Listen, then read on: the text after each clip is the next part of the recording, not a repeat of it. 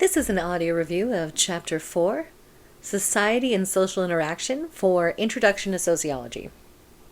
So in this chapter, we're going to review different types of societies, theories and how they understand society, and then we're going to talk about social constructions of reality.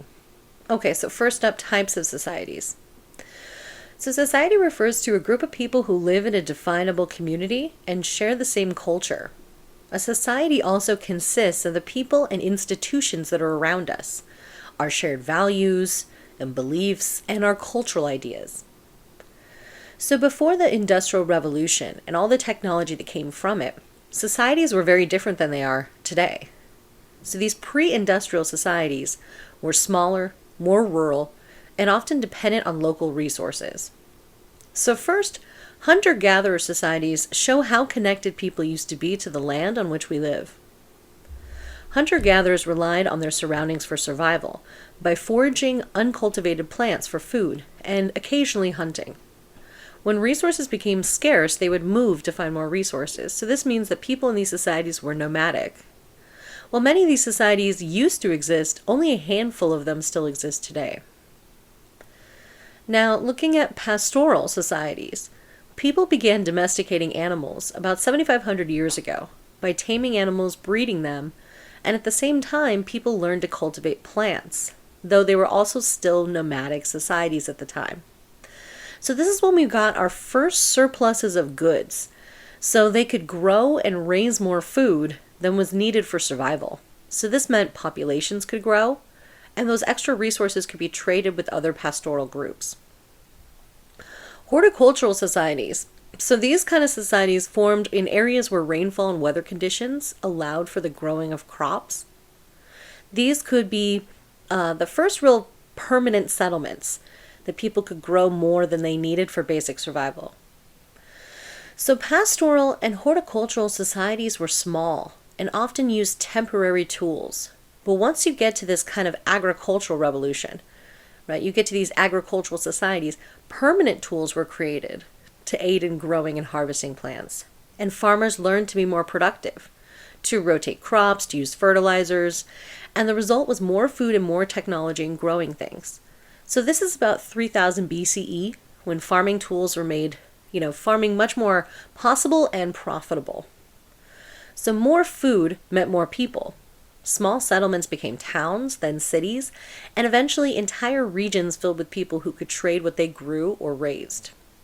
As resources became more plentiful, social classes became more divisive.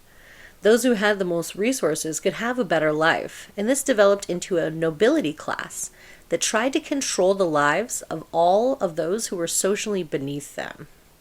This is when we get to the feudal societies. In the 9th century, this gave rise to feudal societies that had strict hierarchies of power based on land ownership and protection. The nobility, the lords, the kings, these kind of people. So the lords controlled the land and the peasants worked on that land. And the peasants, of course, had very few rights. So in return for working the land, they were guaranteed a place to live. And in feudal societies, power is handed down through families, so peasant families would serve the same families sometimes for generations. Eventually, the French Revolution and other events decapitated much of the royals, right? And with technological advancements, we saw feudalism fall and capitalism rise in its place. As Marx would say, the two models were similar in how they concentrate power and focus on land or resource ownership maintained by the unpaid or poorly paid labor of peasants, which in, our case became workers in that industrial society type of society. So in the 18th century, a bunch of technological advancements came along, and we kind of slapped them all together and call it the Industrial Revolution. Before this point, work was limited by how much people or animals could labor. But using machines instead increased efficiency and production. Products like paper and glass became accessible to normal people, and the quality and accessibility of education and healthcare increased dramatically, right? Because before that they were like, just bleed him out a little bit. That'll cure him, right? And so as we got more stuff and as our technology got better. We got better at using science, right? At, this kind of post-Enlightenment time period that created industrial society really relied upon scientific principles and kind of thoughtful observation, scientific method, all that fun crap. So anyway, another thing that happened is that factories were built to make all sorts of goods. And this meant that many people left their homes in rural areas to go to the wage labor jobs in those factories that were located in large urban centers. Sociology also comes along right in this time frame, looking critically at all those social changes that were rapidly taking place. So power moved from the aristocracy to business people like the Rockefellers and the Vanderbilts, who exploited immigrant labor to make piles of money that they used to shape politics and culture. Eventually, people realized that workers were being exploited to make robber barons rich, and labor unions were formed, as well as laws that set conditions for workers, such as no more child labor, or some worker safety and workers' rights protections.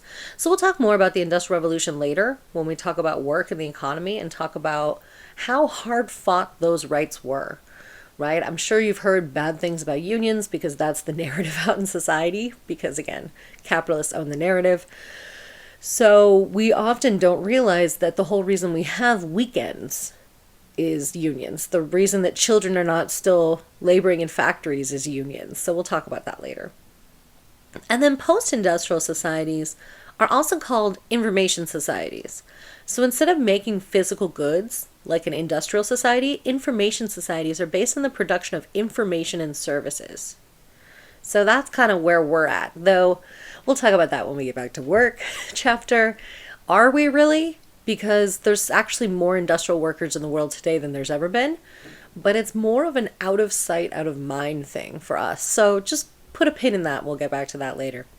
So service economy, advances to the microchip, all these kind of things, the way we sort and organize information, the fact that you go to college to get a degree so you can get paid to use your brain, right? Instead of trading your body and, your hours of labor for money. So that's kind of the shift that's taken place because of those technological advances. And really, a service economy means that we now offer services to each other, or information technology services to each other, instead of like making stuff in a factory. All right, so how do the different theoretical perspectives understand these different kinds of societies? So Durkheim and functionalism is up first. So Durkheim was the guy that we talked about before that studied suicide and showed that it was something like even as personal as that could really be understood as a social phenomenon. So today we'll also go over some of his other works that were important to the development of sociology as a discipline. Durkheim saw a difference between individuals and their collective behavior, coming up with the term collective conscience, which refers to the communal beliefs, morals, and attitudes of a society. He also talked about this thing called collective effervescence, which is when individuals in close contact with each other, they often do things together, and so this leads to a feeling of being part of a whole. So he talked about it in religion or religious services. For instance, saying prayers together or singing together, and how that creates a sense of community. But I like to think of it as I'm sure you've had this experience. If you're at a concert and everyone's singing along, you get these warm and fuzzies about being part of a larger group with shared beliefs, or in this case, shared musical taste. And it makes you feel like you're part of a larger whole, right? He was looking at those kind of phenomenons. So he was really also interested in social integration, or how connected an individual was with other people and with their social groups. So he saw this as very important to society functioning. Durkheim saw society as a living organism, and we are all the organs that keep that organism alive. When people are deviant or go against the rules of society, they challenge the living organism. And he was worried that as the world became more divided, that the cultural glue that holds us together would no longer work. He'd be real bummed about society as it stands today. So in his first major study, Division of Labor in Society, Durkheim expressed his belief that social bonds are present in all types of societies, but different societies create different kinds of bonds. So he suggested that mechanical solidarity is experienced by people in agrarian societies, And what binds them together is the basis of shared tradition, beliefs, and similarities of experience. So basically, you gain a solidarity in a more agrarian society because you're all getting up at the same time, you're all, I don't know, harvesting sweet potatoes or whatever it is you're harvesting, you're praying to the same deity, that kind of thing. Like, you have a very commonality of experience, and that's what causes that solidarity, mechanical solidarity. On the other hand, in industrial and post-industrial societies, well, of course, back that up slightly, Durkheim was looking at industrial because that's the time period he was in, right? So let's just, in parentheses, also include post-industrial. But anyway, so in industrial societies where factory work was becoming really specialized, organic solidarity prevailed. So this is a solidarity where people's bonds with each other are based on the tasks they perform, interdependence, and individual rights. So for instance, like, I need there to be other people that know how to do other stuff, right? So like, I can teach you sociology, but I need someone to like fix my car, right? I need people to know the law, to be my lawyer. I need, the maintenance person to be able to fix my air conditioner, right? Like, I need people with specialized knowledge of different things to create that kind of interdependence, right? Meaning we all need each other. We need the farm worker that, harvests the produce so that we can live. Like, we need each other in so many different ways because all of our lives really are interdependent on each other. So very different than mechanical solidarity, where it's like we all have the same life, we all have the same customs, we all have the same religion and all of that experience. In organic solidarity, we have very different experiences, right? But we kind of need that in a way so that people can kind of fill those other roles that are needed, those very specialized roles. So really, in either case, people are bound to each other. It's just the quality of the bonds that are different. And so Durkheim believed that even the most individualistic of actions had sociological explanations. And he set out to establish a scientific methodology for studying these actions. So as we talked about before, he chose for his groundbreaking study the most individualistic of actions, suicide, and used statistical data to show that suicides were related to social factors, such as religious affiliation, marital status, and employment. Explaining a particular suicide by focusing exclusively on a victim's psychological makeup neglects the impact of social bonds. So he created this term anomie to explain this phenomenon, where basically a person's connection to society, whether they have social bonds or whether they do not, is what really is going to affect whether or not they choose to commit suicide. All right, moving on to conflict theory and Karl Marx. Okay, so Marx saw conflict theory as the primary means of social change. Economically, he saw conflict existing between the owners of the means of production, the bourgeoisie, right, and the laborers, the people that worked for them, or the proletariat. So Marx argued that these same conflicts appeared throughout history. Just like the power dynamics between the royals and the serfs, he saw it, in a very similar gap in wealth and power between the owners of the factories and the workers in it. He would be blown away by Bezos and Amazon and the gap between, nearly trillions of dollars and people living paycheck to paycheck. It's kind of the perfect example of what he was arguing, but he was hoping we wouldn't have gone down that, like made it worse over time. Anyway, he was looking at also working conditions in the Industrial Revolution, because again, think about the time period in which he's creating these theories. He's seeing such rapid change happen in such a short period of time in his own lifetime. So of course that's going to get a theorist really thinking about how is this going to impact the future and what trajectory is this going to hold. So he was looking at working conditions in the Industrial Revolution, pointing out the wage exploitation, how much money was being made off of the workers by paying them such low wages, the long hours and often 7 days of work, the use of child labor, and the fact that many were exposed to dangerous chemicals or machine accidents. So it's no surprise that Marx and of course Engels, they kind of leave him out of this, but he's also in that mix, that they saw capitalism as a, quote, dictatorship of the bourgeoisie. So Marx thinks that what we do with our lives defines who we are, or what he kind of calls species being, right? It's a little bit more complicated. They don't get into the book. Marx, he's one of those dudes you can like learn the tip of the iceberg stuff, but there's some really interesting deep dive stuff into a lot of his theoretical stuff that you wouldn't even kind of meet or find until grad school, but just a little extra sprinkle on top I'll give you. Species being is just the idea that you're not fully yourself as a human being if you can't do something that you're passionate about, something that you desire, something that fulfills you, that makes you feel, you know, kind of accomplished, or you get to use your particular skill sets in order to do, right? Some people love working with their hands. Some people love much more kind of thought labor, right? Some people really love care labor, to take care of others. So the idea is that all of us are different, but we do have these kind of drivers as to, you know, what would fulfill us, what would make us kind of have purpose in our lives, right? And so Marx basically said, if we're not doing work, like, well, you know, he's looking at factory labor jobs where you basically like stand in one spot and like punch a hole in like, I don't know, a piece of sheet metal all day.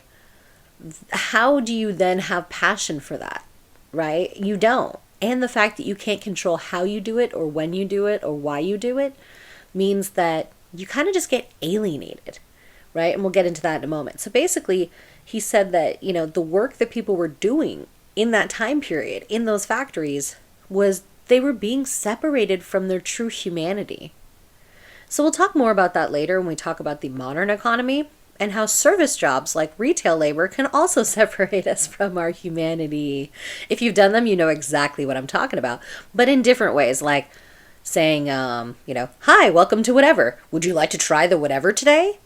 Right? Like turning us into these weird kind of like corporate spokesmodels. We'll talk about that later. That can also be very alienating. I don't know about you, if you've ever answered the phone at a job. I've totally done this. And then you go home and you accidentally answer the phone. Hi, welcome to whatever. Can we get you started with a whatever? You know, and it's very upsetting because you've realized you've become an automaton. Anyway, so Marx described his modern society at that time in terms of alienation. So alienation refers to the condition in which the individual is isolated and divorced from their society, their work, and their sense of self. So Marx defined 4 specific types of alienation. Alienation from the product of labor, alienation from the process of labor, from others, and from self. So let's get into a little bit more detail on each one of those. Alienation from the product of one's labor. So that's the first type of alienation. An industrial worker does not have the opportunity to relate to the product that they work on. Instead of developing a skill or a craft, an unskilled factory worker can get a job at a factory pushing buttons with no connection to the craft of making the product itself. So according to Marx, the worker's not going to care if the product, you know, is made well, right? Because their labor's the same. Just as a worker, you know, in a fast food restaurant is kind of like one in a factory. They're not allowed to control their labor. They're automated. They're put in assembly lines where each task is specific and workers are not trained into multiple roles. Everything is then decided by the owners or the bourgeoisie who dictate the rules to the workers and the proletariat. So that kind of combines those first 2 forms of alienation. The third that he talked about again was alienation from others, as workers have to compete with other workers for jobs. So this does not create solidarity. And there's no shared identity as a worker who's a skilled craftsperson, like, you know, the textbook has this watchmaker example. Instead, people become a cog in the machine and they lose some of their humanity. So this means individuals in the proletariat have no control over their lives. So why don't they come together and overthrow the bourgeoisie? Marx says they don't because they're experiencing false consciousness, where the beliefs, ideals, or ideology of the culture are not in a person's best interest. They buy into the ideas of the ruling class, hoping they can be one someday, right? Like, oh, I'm going to be a Kardashian. I don't want to change the rules on billionaires because I'm going to be one. And you're like, you're not. You're not.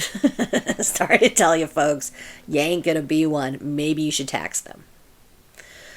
So false consciousness makes people less likely to question their place in society and focus on the individual responsibility for their conditions. Like, oh, they're just not working hard enough. It's not structural inequalities that lead to some people hoarding the most wealth that's ever been hoarded and other people, in the wealthiest country in the history of the world really struggling to get by even while working multiple jobs, right? It's false consciousness.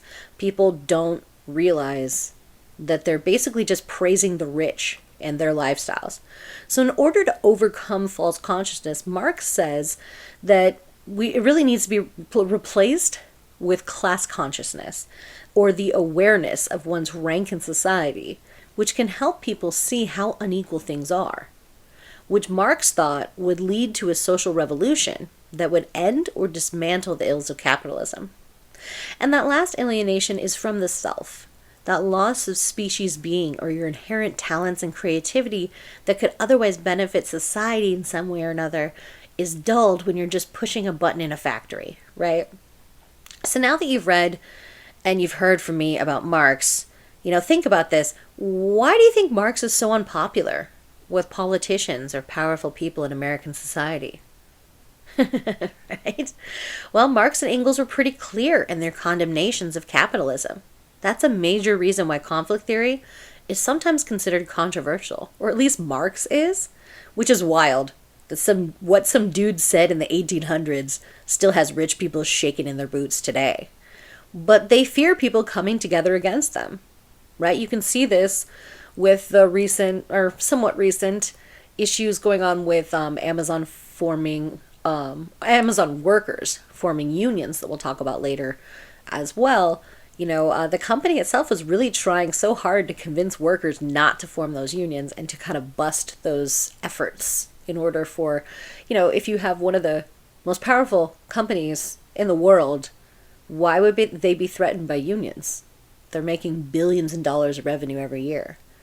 What? Because really, worker power can counter corporate power, right? So we'll talk more about that again when we talk about work. It's hard not to jump into it a little bit ahead, though. Okay, so moving on to Max Weber and symbolic interactionism. So again, these are just like three dudes, three different paradigms, but there's a whole bunch of different thinkers under these banners as well. So Weber is another sociological powerhouse, making theories that we still use and apply today. So just for a moment before we get into him all the way, I just want to address the fact that the textbook and most intro textbooks I've ever seen ignore the impact of his wife, Marianne Weber, who was a sociologist in her own right, and she prepared 10 volumes of his writing for publication after his death. See, he had a mental breakdown after his father died, and for years he was in mental hospitals. So his wife continued his work and was a large part of why we all still know who he is today, even though she is totally written out of that history. So just want to correct that error with every introduction class that I have. So anyway, back to Max Weber. He was interested in the structure of society and thought it was connected to social class, status, and power. So society is divided by the split between the owners and the laborers. But he also looked at status, which is based on non-economic factors. So some you're born with, and others you can earn. So we'll talk more about status in a minute and the different kinds of statuses.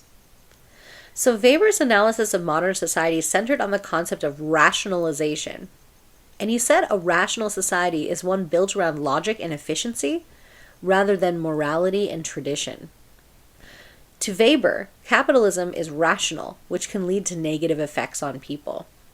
So I think the best way to describe rationalization is kind of like computer logic, right, in a way. So he looked at organizations and institutions called bureaucracies, which are these super rational organizations that they organize information in systematic organized hierarchies.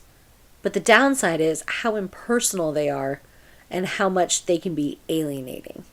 So he's a symbolic interactionist, so that means he's interested in how the individual relates to society.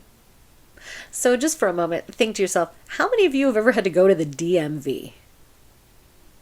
right? Or just think about like registering for school when you have to go to like admissions and records. The DMV is a great example because I feel like when you go to the DMV, you feel what Weber was talking about. The DMV manages the information of thousands of people and can serve hundreds of people in each location each day, which requires a lot of efficiency. But with that specialization comes the impersonal feeling of the DMV. So, not to get on my soapbox, but just a little side note. Here's my own personal experience. Unfortunately, at some point I got in a car accident. This dude hit me and he was a jerk. Actually got out of the car and assaulted my husband. That's a whole nother thing. But anyway, basically I had to get a new car. And I got kind of a small amount of insurance money. So I went to buy a new car from this like random little dealership guy. Pretty cheap. But he messed up when he was writing my paperwork. And in the VIN number, what was supposed to be an O, he made a 0. So then the DMV is like, hey, your VIN number's not right. Your registration is incorrect. You aren't insured, right? This whole thing. So they're like, hey, you have to come down to the DMV and resolve this. So I get down to the DMV. I have the letter from them. I go up to the front desk and they basically send me to this window that then says, nope, this is the wrong window. Go to this other window. Then they sent me to that window. Then that window sent me to the vehicle inspection line, which if you've ever been through that, that's just like 2 hours of your life you never get back. They went through my whole car, inspected it, did the whole damn thing, and then they were like, you're not supposed to be in this line. You're supposed to be at this other window. So I go in there, and the person at that window after another 20 minutes is like, oh no, actually, you're just supposed to call this phone number. And I was like, what? And I just didn't believe it because I already wasted hours of my life. So I called the phone number from inside of the DMV because I was like, BS. I don't think that that's true. Like my confidence went down with every time they referred me to another person. So I called the number and the number tells me, hey, just go to this website and submit a picture of your VIN and your resubmitted paperwork. That's all you got to do. And I was like, okay. So I waited another line. I just to confirm with them, this is all I'm supposed to do. And they're like, yes. I'm like, okay. So I took a picture of it, sent it in right then at the DMV. And they said, okay, within 48 hours, you'll get a notification that it's all set. 48 hours goes by, no notification. So I send it again. 48 hours goes by, no notification.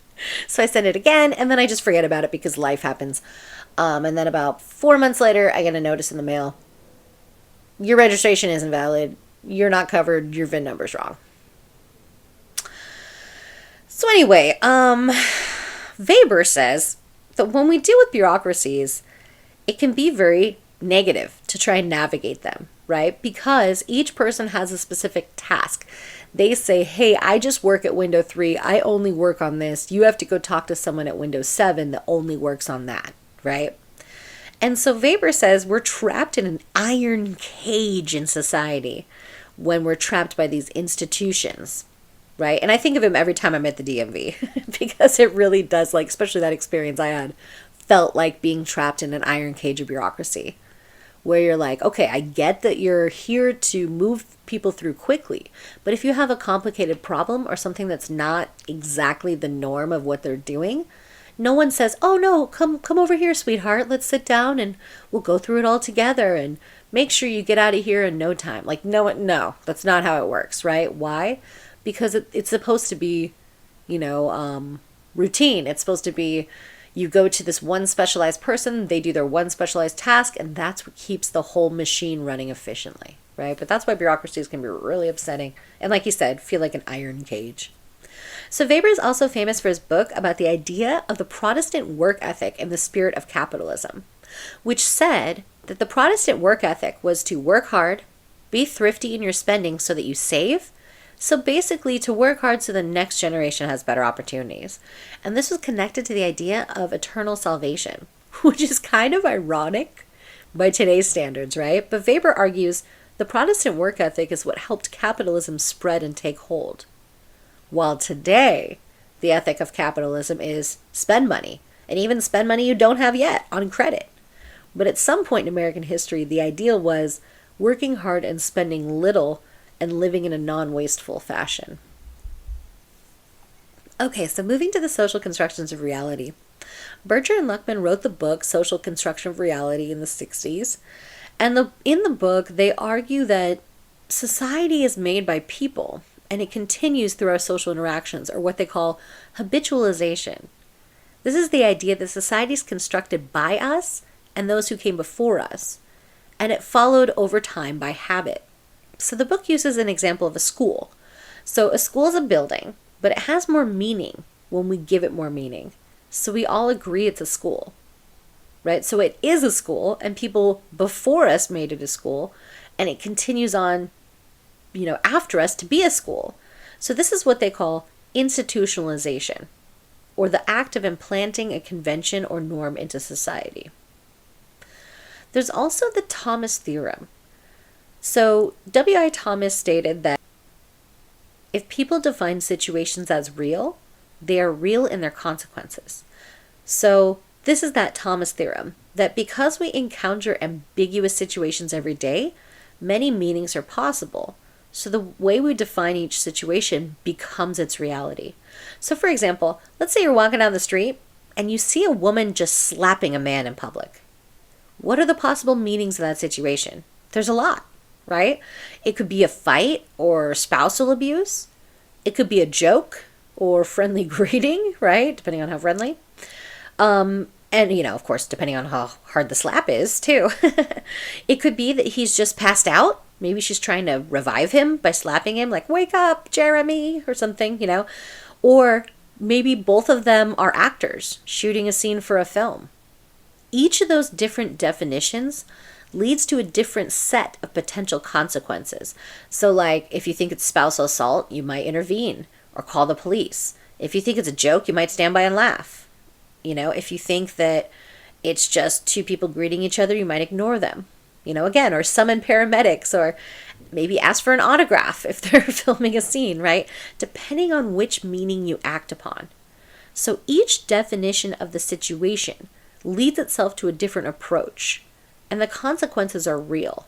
So sociologists call this process social construction.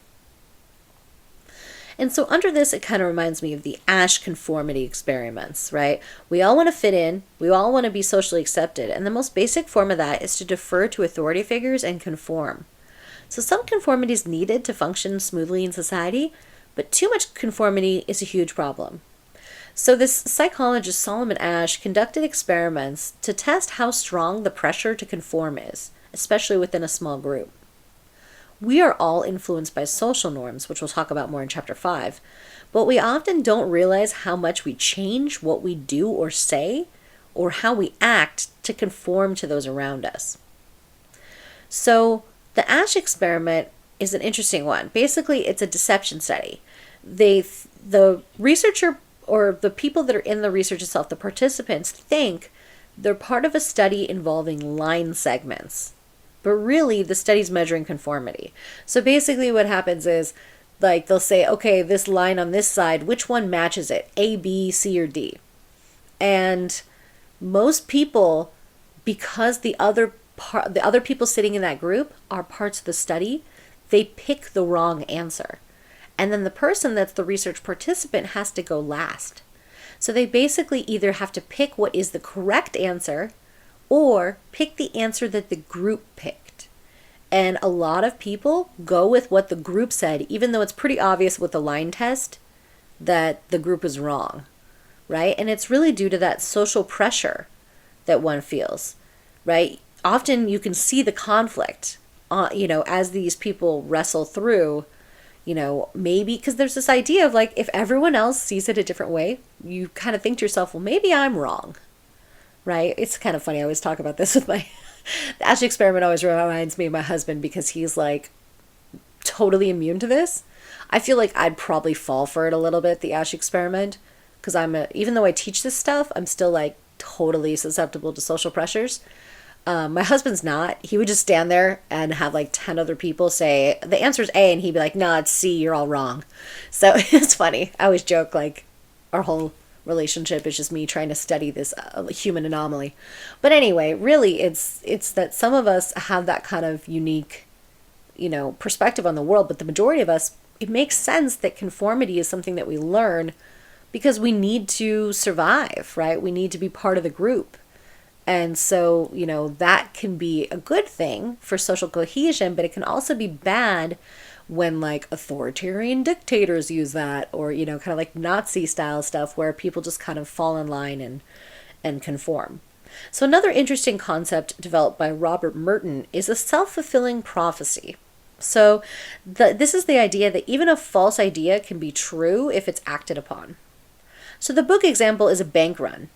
If a bunch of people who go to the same bank falsely fear that the bank's going to run out of money, then they end up going to the bank to get all their money, and they end up causing the problem they're afraid would happen. Or the COVID context, I think, would be that first time I went to the grocery store and there was no toilet paper or paper products of any kind because everyone lost their damn mind and thought toilet paper was going to run out. So everyone panic bought it and caused the problem they feared would happen. Right? This happens a lot in literature and films. The book references Greek dramas of Oedipus, but I think more about Star Wars. In Revenge of the Sith, Anakin has a dream that his wife Padme will die after she gives birth. But she says, hey, it's just a dream. It's not a prophecy. But Anakin believes so strongly that this dream will happen that he becomes obsessed and goes to great lengths to prevent her death, even joining the dark side of the Force, which ends up consuming him. Padme is devastated that he turns to evil and ends up losing her will to live, and she dies after the baby is born, which, side note, stay alive for your baby. But anyway, which makes you wonder what would have happened if he just listened to his wife and let his obsession go, right? Or another nerd example, the Harry Potter series, right? Voldemort is obsessed that someone born on Harry's birthday will kill him. So he decides to try and kill the child, but ends up accidentally transferring some of his power to Harry, giving him the power to kill him. Spoiler.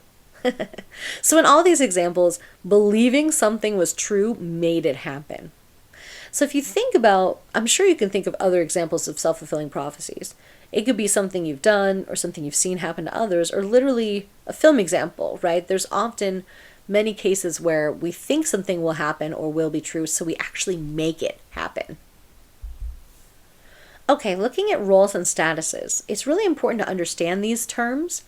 They're basically how others see us and affect who we interact with and how we interact. We all may have multiple roles and statuses, and they can even have conflict with one another, as we'll go over in a minute. So roles are patterns of behavior that we recognize in each other that are representative of a person's social status. Later we'll talk about Goffman, but basically he sees actors as playing roles to each other. And think about how a role comes up with a script or ideas of how to act, right? What you're expected to say, things like that. So we'll circle back to him in a minute. So roles come with expectations for us, what we're supposed to do and how we're supposed to do it. Statuses, at least the way it's used in sociology, describes the responsibilities and benefits that a person experiences according to their rank and role in society. So there's different kinds of status. Some things we're born with, and others come from our achievements. So an ascribed status is statuses that are out of your control, like your gender, your race, ability status, ethnicity, social class, or other social roles, the things you're born into, like, biological sex. But for myself, an ascribed status would be, daughter, female, status that have roles and expectations associated with them. Those scripts for how to act, for instance. There's often a different script for my brother as a son than there is for myself as a daughter.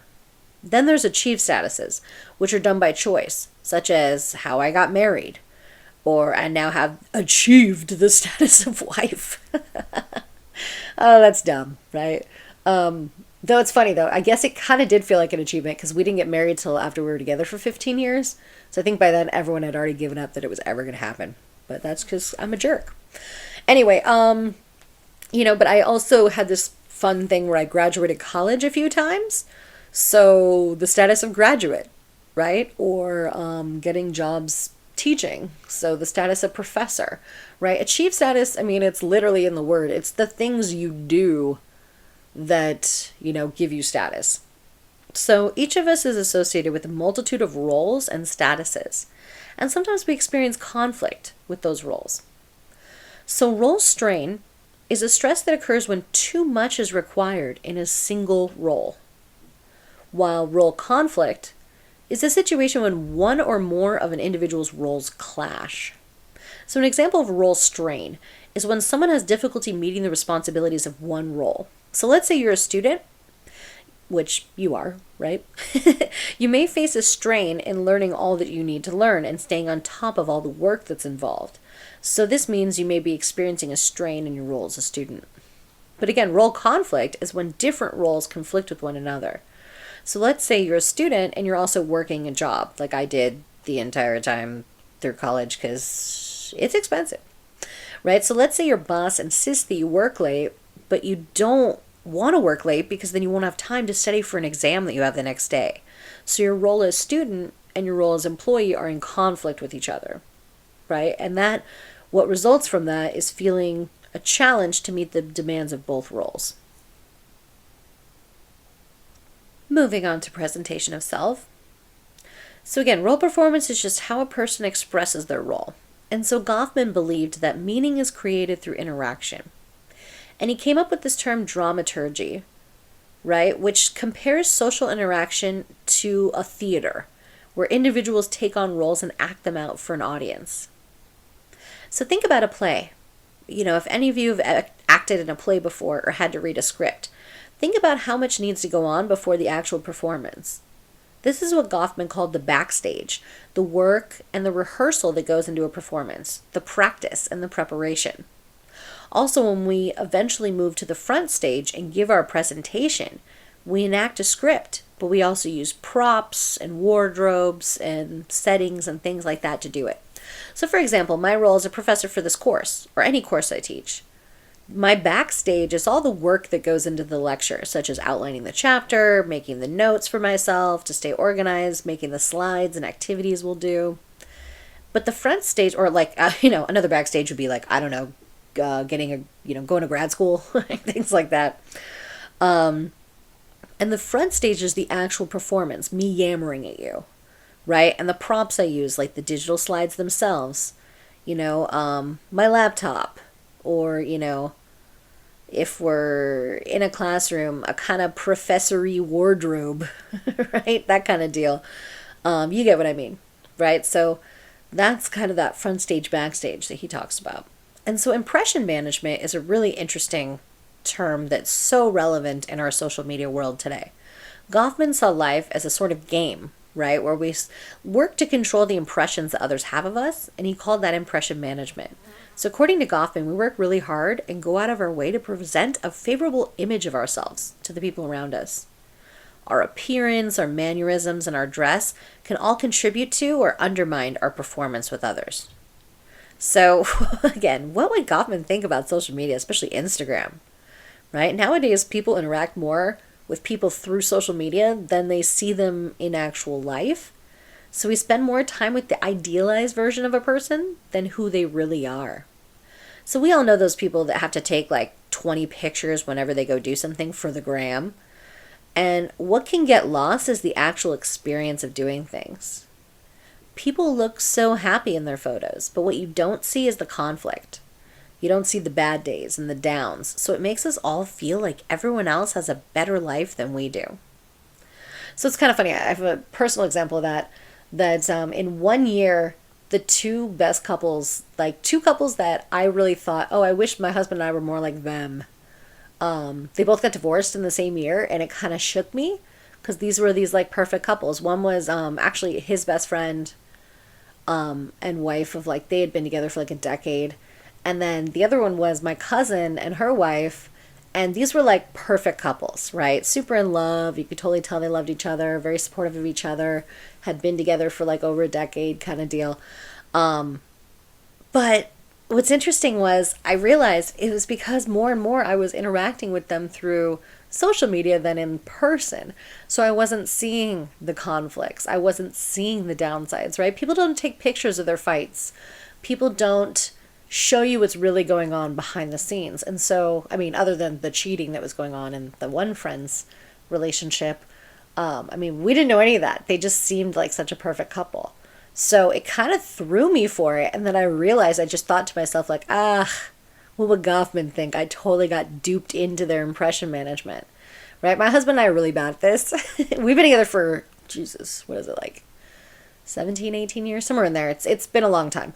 And we're just not good at that stuff. Like, we'll go out and do things, and I never think, like, oh yeah, we should take a picture. And, like, we're just really bad at that. And then I look at these other couples, and I'm like, oh, right, I forgot. Because I was too busy just, like, living in the moment of doing the thing we were doing to actually, like, document it for others to, like, know that we love each other. So yeah, I think eventually they'll figure out we love each other, hopefully, but it's just this weird world we're in right now where so much of what we see, right, we can end up wanting something that doesn't even exist, right? Because we just see the best parts of it. And this even extends to like influencer culture, celebrity culture, where these people create these fake lives that don't even really exist for them, right? That whole money doesn't buy happiness thing can be really hard to understand when you're broke. Right? But then you see these people that are literally billionaires and they're unhappy and they're crazy.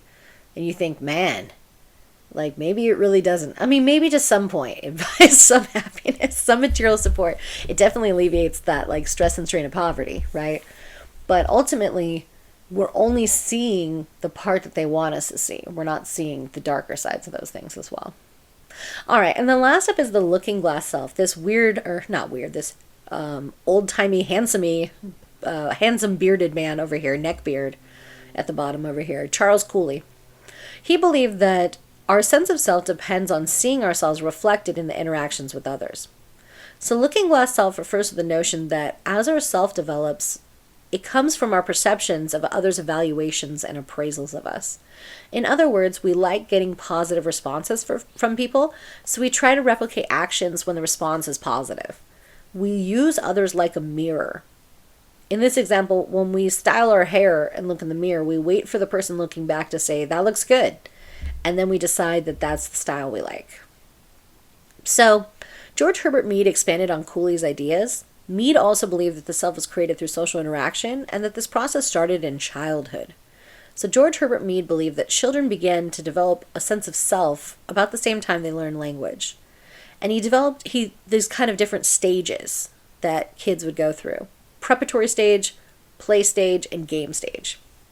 So the first stage of development is the preparatory stage, where kids just mimic or imitate others, right? Like peekaboo. The second stage is the play stage, where children pretend to play the role of a particular or significant other. So again, significant other in this context doesn't mean bae. It just means like a person that socializes you. So they will basically take on different roles, like I'm going to be a firefighter, or I'm going to be the mom, or things like that. I'm the teacher. And then they take on different roles and play those things out to kind of understand how to be in the adult roles.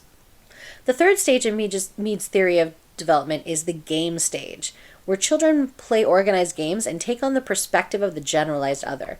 My favorite example of this ever is if you've ever seen kids playing soccer that are like 7 or 8 years old. It doesn't look like soccer, right? It just looks like rugby. It's chaos. There's kids like pulling up grass, just like sitting on the field. They're there for the orange slices, right? Versus if you see kids that are like 10 or 11 years old playing soccer, it's soccer, right? And so getting to that game stage means you know your position. Like let's say you're the goalie. You know that your position relates to the other positions, like to the defenders, to the midfielders, to the forwards, and you know how your role fits within the context of all those other roles, right? And so that's kind of a really important stage of development to be part of the larger society, is to understand here's my role and here's how it connects to the roles of others. And to this generalized other, which can be complicated to understand, is really just the idea of what will they think? Not what will my mom think, what will my friend think, but what will they think? And it's like, who's they? Right? This generalized other out there, somewhere out in the ether that may judge you, right? But this sense of generalized others, according to George Herbert Mead, is also very important to our kind of long-term development. So these are just different, even though that wasn't quite included as much in the chapter, I wanted to give you a fuller sense of, some of these different symbolic interactionist understandings of how we develop through these roles and statuses.